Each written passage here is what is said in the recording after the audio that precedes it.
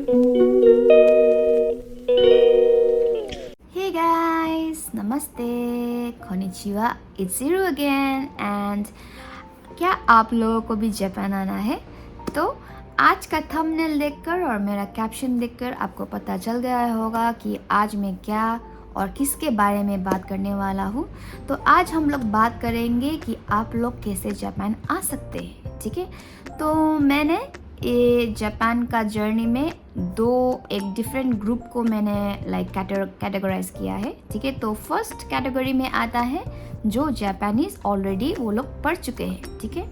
जैसे कि मतलब सेल्फ स्टडी करके, ना कोई एक ऑर्गेनाइजेशन, ना कोई इंस्टीट्यूशन, ना कोई स्कूल जाके वो लोग मतलब खुद से पढ़ रहे हैं। तो और दूसरा ग्रुप है जो लोग सोच रहे हैं कि मतलब अभी जापानीज़ लैंग्वेज कैसे स्टार्ट करूँ और कौन सा बुक अच्छा होगा और कौन सा इंस्टीट्यूशन में जाने से अच्छा होगा, ठीक है। तो ये मैंने दो ग्रुप में कैटेगराइज किया है, ठीक है। सो फर्स्ट ग्रुप, और ये ग्रुप कैटेगराइज होने के बाद एक चीज़ मैं बोलना चाहता हूँ कि जापानीज़ लैंग्वेज में जो टेस्ट होता है, जो हम लोग बोलते हैं Japanese language proficiency test, JLPT बोलते हैं जिसको। तो ये पांच ग्रुप में ये बढ़ चुका है, ठीक है। जैसे कि N5, N4, N3, N2, N1। तो N5 जो है वो बेसिक लेवल है और N1 जो है वो बहुत एडवांस लेवल है, ठीक है। तो ये पांच में आप कौन सा लेवल में पहुंचकर आप जापान आ सकते हो, तो इसके बारे में भी हम लोग आज बात करेंगे, ठीक है। तो फर्स्ट कैटेगरी नंबर वन में आता है जो लोग अभी जापानीज़ पढ़ चुके हैं। और देखिए, जो पढ़ रहे हैं जापानीज़ उन लोग का भी हो सकता है कि कोई जन सिर्फ हॉबी के लिए पढ़ रहा हो, ठीक है। मतलब जापान जाने का और जापान आने का कोई मतलब उन लोग को है नहीं, लेकिन सिर्फ वो हॉबी जैसा मतलब पसंद है इसीलिए पढ़ रहे हैं। और दूसरा, अगर आप लोग जापान आना चाहते हो काम के थ्रू, तो ये वीडियो आपके लिए, ठीक है। तो जो जापानीज़ पढ़ चुके हैं और हो सकता है कि किसी ने JLPT N5 नहीं तो JLPT N4 भी दिया हुआ है, ठीक है। तो वो लोग अभी सोच रहे हैं कि हम लोग कैसे जापान जा सकते हैं, ठीक है। तो आप लोगों के लिए एक सल्यूशन है, आप लोग एक इंस्टीट्यूशन में जाना ही पड़ेगा आप लोगों को, क्योंकि इंस्टीट्यूशन यानी कि एक एजेंसीज होते हैं जो एक कॉरपोरेशन के अंडर आता है, जिसको हम लोग एक गवर्नमेंट सेक्टर है, शायद इसको हम लोग बोलते हैं national skill development corporation, NSTC। तो ये एजेंसी के अंडर बहुत सारा आता है, ठीक है, लाइक कंपनीज वगैरह, इंस्टीट्यूशन, स्कूल्स, जो लाइक स्टूडेंट्स लोग को जापान भेज देते हैं, ठीक है। तो आप लोगों को वहाँ पे इनरोल होना पड़ेगा, ठीक है। और वहाँ पे आप लोगों के लिए उसके बाद क्या, ठीक है। तो ये कैटेगरी 1 का मैं बात कर रही हूँ, ठीक है। तो आप लोगों का क्या होगा, आप लोगों ने एग्ज़ाम भी क्लियर किया है और सिर्फ आप लोग चाहते हैं कि मैं जापान कैसे जा सकता हूँ, ठीक है। तो अगर आप वॉकिंग वीज़ा में जाने वाले हो, तो मैं आज बोलने वाला हूँ SSW वीज़ा के बारे में, ठीक है।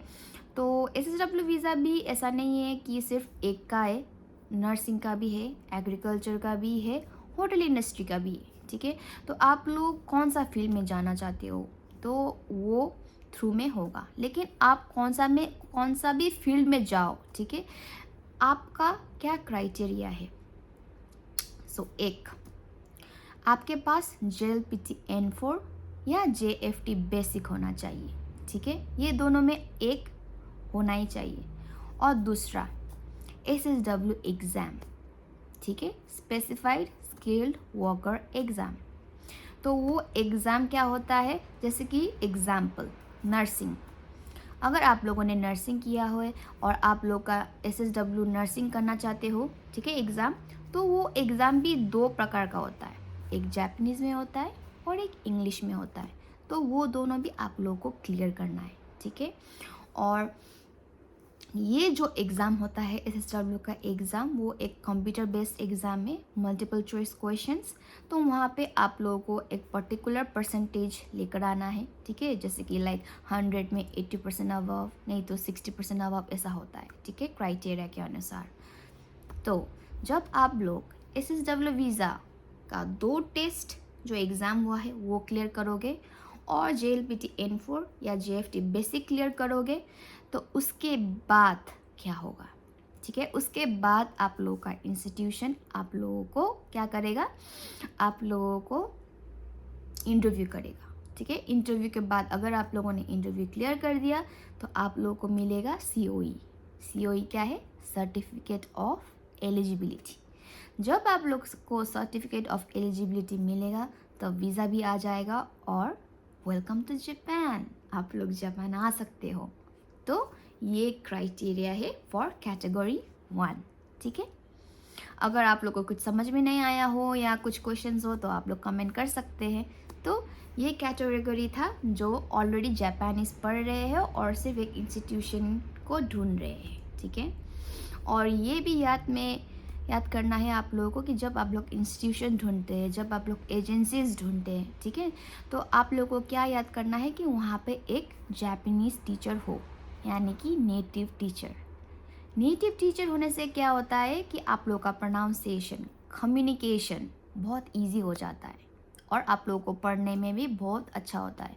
देखिए, आप लोग जाके मैंने पास किया है, मैंने क्लियर किया है करके नहीं होता है। वहाँ पे इंस्टीट्यूशन में जाके आप लोगों को थोड़ा रिवीजन क्लासेस में भी बिठाते ताकि आप लोग का क्लास में थोड़ा इंटरेक्शन हो, ठीक है। तो वो एक सेकंड, आप लोग को ये भी देखना है कि वो एजेंसी ने पहले भी किसी को भेजा है या नहीं भेजा है, ठीक है। लेकिन क्योंकि कभी कभी क्या होता है कि एजेंसी लोग बोलते हैं कि हाँ हम लोग जापानीज पढ़ा देंगे, ये करेंगे, लेकिन इंटरव्यू नहीं होगा आप लोगों का। इतना पैसा जो आप लोगों ने डाला है वो तो गया ना, तो वो भी आप लोगों को याद करना है, ठीक है। तो ये सब चीज़ देखकर आप लोग, एजेंसी देखकर आप लोग इनरोल होकर, ये प्रोसेस आप लोग के लिए जो ऑलरेडी जापानीज लैंग्वेज पढ़ चुके, ठीक है। नाउ कैटेगरी 2, जो अभी भी सोच रहे हैं कि मैं कौन सा बुक पढूं, या तो मतलब कौन सा स्कूल में जाने से अच्छा होगा या इंस्टीट्यूशन जाने से अच्छा होगा, मुझे जापान आना है, ऐसा, ठीक है। तो उन लोगों के लिए अभी ये जो अभी भी सोच रहे हैं कि नहीं मुझे क्या करना चाहिए, मुझे जापान जाना है लेकिन कैसे जाऊँ मैं, ठीक है, और कुछ पढ़ाई भी स्टार्ट नहीं किया है, क्या करूँ, क्या पढूं, ठीक है। तो मेरा सजेशन ये है आप लोगों के लिए कि आप लोग भी एक स्कूल नहीं तो एक एजेंसी ढूंढकर इनरोल हो जाइए, वो आप लोगों के लिए अच्छा होगा। जैसे मैंने बोला कि जब आप लोग एजेंसी के और इनरोल हो जाते हैं तब आप लोगों को बहुत सारा चीज़ देखना पड़ेगा, ठीक है। जैसे कि मैंने पहले भी बोला, नेटिव टीचर है कि नहीं है, ठीक है, पहले उन लोगों ने भेजा है कि नहीं भेजा है, ठीक है। तो ये सब देखकर आप लोगों को इनरोल होना पड़ेगा, ठीक है। तो ऐसा है कि डिफरेंट एजेंसी और स्कूल और डिफरेंट, मतलब एक स्कूल में क्या होता है, उन लोगों का खुद का बुक्स होता है। कौन मतलब मिन्ना नो निहोंगो चलाता है, कौन गेंकी चलाता है, कौन क्या बोलते मारुगोतो चलाता है। तो वो डिफरेंट स्कूल में अपना अपना होता है। और ऐसा नहीं कि ये बुक अच्छा होगा, वो बुक अच्छा होगा, सब डिपेंड करता है कि आपका पिकिंग पावर कितना है और आप कैसे पढ़ रहे हो, ठीक है। और जो नेटिव टीचर है उसके साथ आप कितना कैचअप करके, कितना आप वोकैबुलरी वगैरह आप लोग लर्न कर रहे हो, तो ये इस पर डिपेंड करता है, ठीक है। तो आप लोग के लिए भी वही है कि कितने जन होते हैं कि मैं वर्किंग वीज़ा करना चाहता हूँ, ये करना चाहता हूँ, ठीक है। तो उसके लिए भी ये SSW का मतलब डिफरेंट फील्ड है। जैसे मैंने बोला, नर्सिंग, एग्रीकल्चर और होटल इंडस्ट्री ये वगैरह में होता है। तो आप लोग के लिए भी सिंपल है, आप लोगों को भी JLPT N4 या JFT बेसिक देना पड़ेगा एग्ज़ाम, और उसके बाद आप लोगों का SSW का 2 एग्ज़ाम होगा, एक इंग्लिश और एक जापानीज़, ठीक है। तो उसमें भी आप लोगों को, जैसे मैंने बोला, ये कंप्यूटर का एग्ज़ाम है तो आपको जाकर करना है। तो ये सब कैटेगरी 1, कैटेगरी 2। तो आप लोगों के दिमाग में अभी ये होगा कि वो SSW एग्ज़ाम कहाँ पे होगा, ठीक है। देखिए, SSW एग्ज़ाम ये JLPT जैसा नहीं है कि मतलब जहाँ पे आप जैसे कि मतलब JLPT का क्या है कि ये बहुत सारा स्टेट के अंडर होता है, ठीक है। लेकिन जो हम लोग का SSW एग्ज़ाम है, शायद इंडिया में, मेरे टाइम में इंडिया में सिर्फ एक था दिल्ली और एक था बैंगलोर, ठीक है। अभी शायद बहुत सारा एरिया में आ चुका है, जैसे कि असम हो गया, ठीक है, बहुत सारे एरिया में आ चुका है। तो आप लोग को देखना है कि ये SSW का मतलब कौन सा प्लेस में उन लोगों ने एग्ज़ाम करवाते हैं, तो वहाँ पे जाकर। लेकिन आप लोग टेंशन मत लीजिए, ये आप लोग का इंस्टीट्यूशन आपको बता देगा कि कितना फ़ीस पड़ेगा और कहाँ पे आप लोग को जाकर टेस्ट करना पड़ेगा, ठीक है। और सेकंड क्वेश्चन क्या आता है कि मतलब मेरा सजेशन यही है कि आप लोग JLPT करें। और एज आप लोग को पता है कि जो JLPT एग्ज़ाम होता है ईयर में सिर्फ ट्वाइस, ठीक है। एक होता है जुलाई में और एक होता है दिसंबर में। लेकिन जो एप्लीकेशन फॉर्म होता है वो पहले ही 3-4 मंथ्स आगे आता है, जो आप लोग का इंस्टीट्यूशन आप लोग को मतलब भरने के लिए सिखा देगा कि कैसा आप लोग को भरना है, कैसा करना है। तो ये सब एक प्रोसेस है, ठीक है। कि जब आप लोग ये एग्ज़ाम क्लियर करेंगे, एक स्टेप क्लियर करेंगे, तो आप लोग का इंटरव्यू होगा। जब आप इंटरव्यू क्लियर करेंगे तो आप लोगों का COE आएगा। जब आप लोगों का COE आएगा तब आपका वीज़ा भी आ जाएगा। तो वीज़ा आने के बाद आप लोग जापान आ सकते हो। तो ये एक स्टेप टू स्टेप है। नाउ लास्ट, तो कितने जन का क्वेश्चन होता है कि मतलब हम लोग का क्राइटेरिया क्या होना चाहिए, हम लोग मतलब कितने मतलब हम लोग का क्वालिफ़िकेशन क्या होना चाहिए, ठीक है। तो क्वालिफ़िकेशन में तो मतलब आप लोग का जैसे कि किसी किसी का एक्सपीरियंस भी हो सकता है, किसी किसी का एक्सपीरियंस ना होने से भी ठीक है, ठीक है। और बैचलर ऑफ साइंस होने से और अच्छा, ठीक है। और मैं मेरा नर्सिंग फील्ड में बोल रही हूँ, बैचलर ऑफ साइंस होने से और अच्छा हो जाता है, ठीक है। तो आप लोगों को ये क्राइटेरिया देख के भी आना है, ठीक है, पढ़ने से पहले कि मतलब मेरा क्वालिफ़िकेशंस क्या है। ऐसा एक्सपीरियंस ना होने से भी कोई बात नहीं, ठीक है। वो लोग इतना एक्सपीरियंस में इतना फोकस नहीं करते। लेकिन आप लोगों का क्या है कि आप लोगों का जापानीज़ कैसा है और आप लोगों ने टेस्ट क्लियर किया है कि नहीं किया है, वो सबसे इम्पोर्टेंट बात होता है, ठीक है। तो यही था आज का। तो थोड़ा सा समराइज़ करते हैं कि मैंने किया था 2 कैटेगरी 1 कैटेगरी 2। जो ऑलरेडी जापानीज़ पढ़ चुके हैं तो आप लोग इंस्टीट्यूशन में जाके इनरोल करके आप लोग फिर से रिवीजन क्लासेस में बैठकर आप लोग मतलब कौन सा फील्ड में जाना चाहते हो वो कर सकते हैं। और जिसने अब मतलब जॉब करना है लेकिन मतलब अभी तक नहीं सोचा है कि कैसे पढ़ो करके, तो मेरा यही सजेशन होगा कि आप लोग एक स्कूल में इनरोल हो जाओ और स्कूल में इनरोल होके एक नेटिव जापानीज़ के थ्रू बहुत सारा चीज़ सीखो और